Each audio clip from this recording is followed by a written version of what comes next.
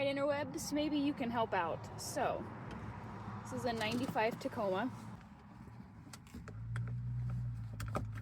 Does not work anymore.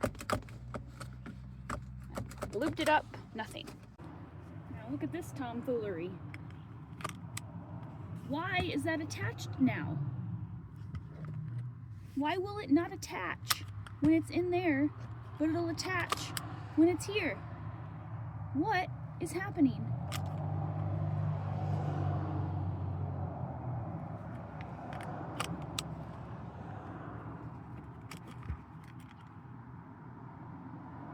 These things are like unicorns. You can't find them anywhere.